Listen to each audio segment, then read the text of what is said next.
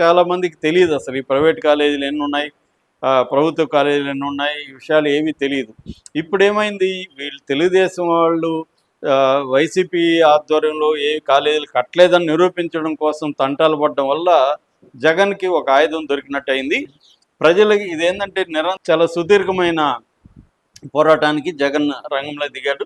So అంటే ఇక్కడ cat and mouse game నడుస్తుంది కూటమికి ప్రతిపక్షానికి మధ్య. కూటమి ఏమో జగన్ని ఇరుకుని పెట్టాలి, జగన్ ఇబ్బందులు పెట్టాలి, వైసీపీని వీకెన్ చేయాలనేది కూటమికున్న లక్ష్యము. ఇది గతంలో జగన్ ప్రభుత్వంలో కూడా జగన్కు కూడా అదే లక్ష్యం. ఇవాళ ఎవరు అధికారంలో ఉన్నా ప్రతిపక్షాన్ని నిర్వీర్యం చేసేయాలన్న ప్లాన్లోనే అన్ని ప్రతిపక్షాలు ఇవాళ ఉంటున్నాయి.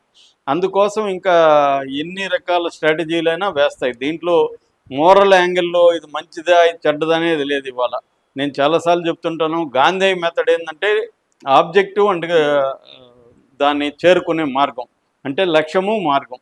లక్ష్యము బాగుండాలి, మార్గం కూడా బాగుండాలనేది గాంధీయన్ ఫిలాసఫీ.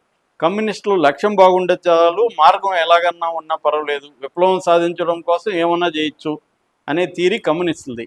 ఇప్పుడున్న రాజకీయ నాయకులది మార్గం బాగుండాల్సిన అవసరం లేదు, లక్ష్యం కూడా బాగుండాల్సిన అవసరం లేదు. నీకు ఉపయోగపడితే ఏమన్నా చేయి, ఏ లక్ష్యం అన్నా పెట్టుకున్నావు, ఆ లక్ష్యాన్ని ఎలాగన్నా చేరుకో అనేది ఇవాళ ఉన్న అందరూ అన్ని రకాల పొలిటికల్ పార్టీల ఫిలాసఫీ ఏంటంటే లక్ష్యము మార్గము నీకు అనుకూలంగా ఉంటే చాలు, నువ్వు ఏ రకమైన రూల్స్ మోరల్స్ ఏది నువ్వు పాటించాల్సిన అవసరం లే. నువ్వు నీ మీడియాని పెట్టుకో, నీ బలాన్ని పెట్టుకో, దౌర్జన్యాలు చేయి, అబద్ధాలు చెప్పు, అవతల వాడిని తొక్కేయి, వాడిని మాట్లాడనీకుండా చెయ్యి. ఇది ఈ స్కీమ్ నడుస్తుంది ఇప్పుడు దేశంలోనే. అదే పని గతంలో జగన్ చేశాడు, అదే పని ఇప్పుడు కూడా చంద్రబాబు ప్రభుత్వం కూడా అదే పనే చేస్తుంది.